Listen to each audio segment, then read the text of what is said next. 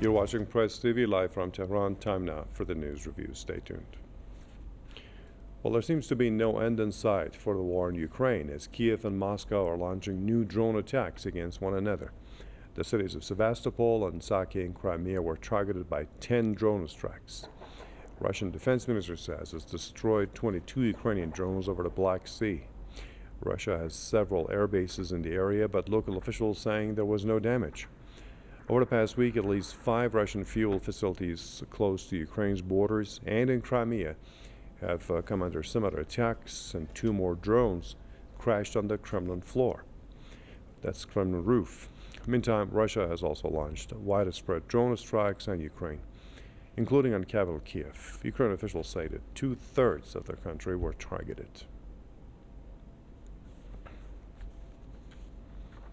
Okay, now let me invite a couple of guests and discuss this a bit. So Glenn Deason is professor of political science with the University of Southeastern Norway, joining me from Oslo. Also with me is Esha Krishnaswamy. She's a journalist and podcaster in St. Petersburg. Good to see you both.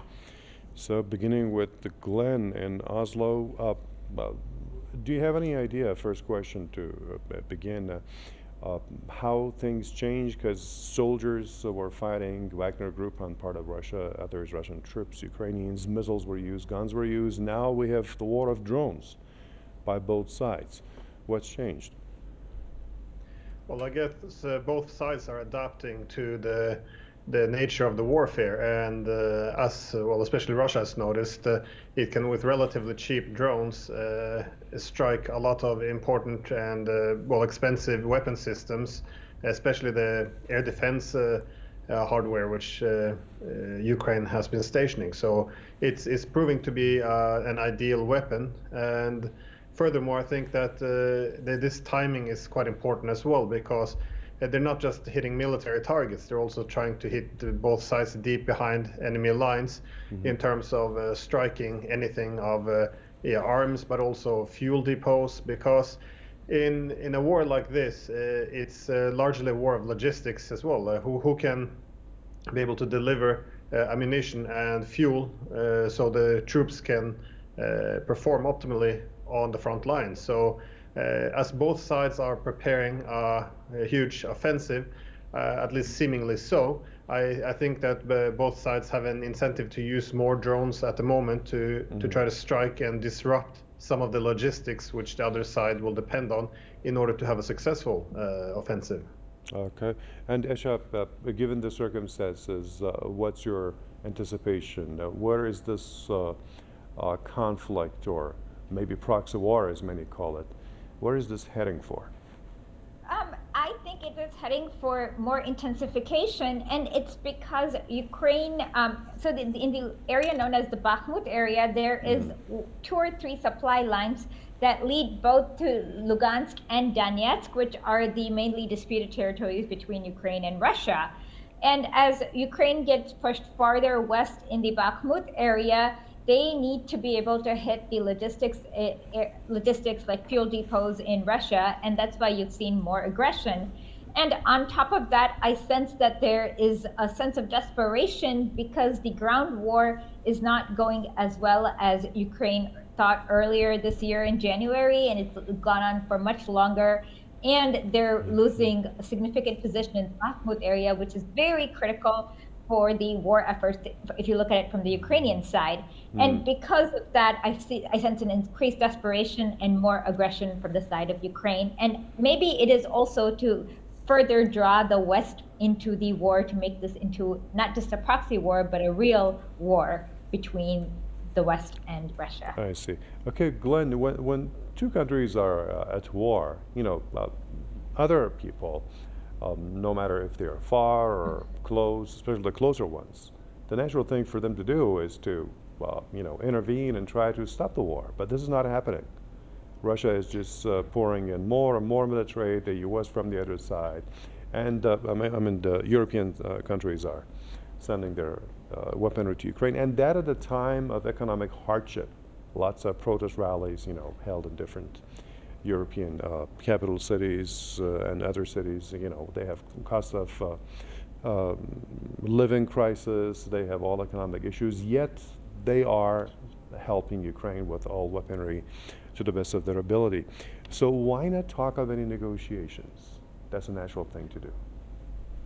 Well, before it used to be controversial, at least here in the West, to talk about a proxy war. It was argued that this was Russian propaganda, but obviously now the American leadership, the political leadership, the military leaders, they're all very openly talking about this as a proxy war. So I don't think there's any need to hide that aspect anymore.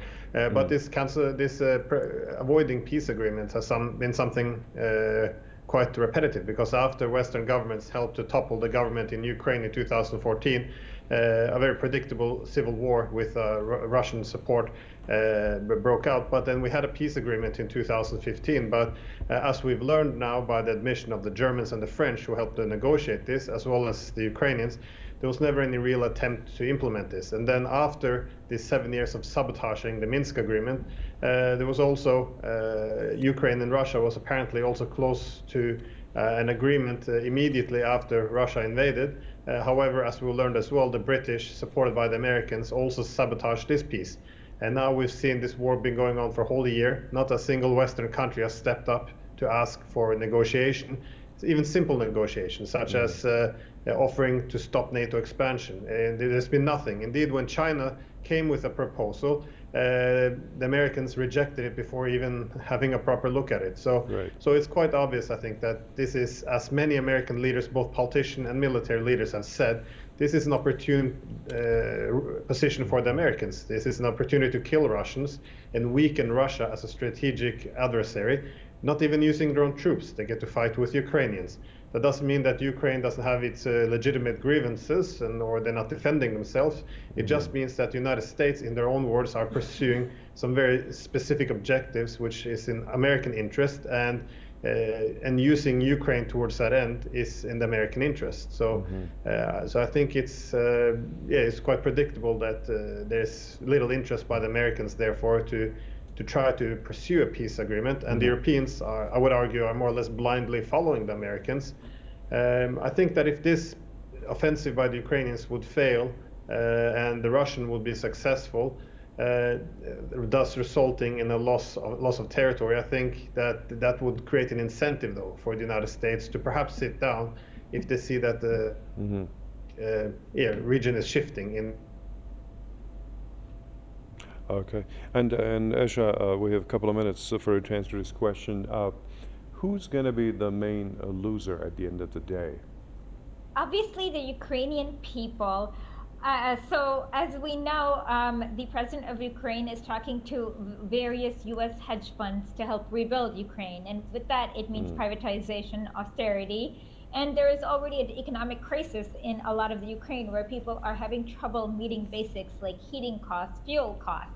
So people in the Ukrainian area, the Ukrainian people are obviously the biggest losers. They're also going to be used as cannon fodder for the proxy war between the West and Russia, where the West is seeking to weaken Russia, it's not a secret. It was written according to a RAND Corporation report from 2019, their entire strategy that they've been following.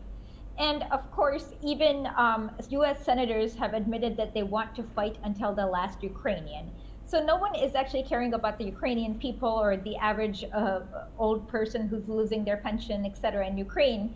But everyone is using them as kind of cannon fodder for this proxy war.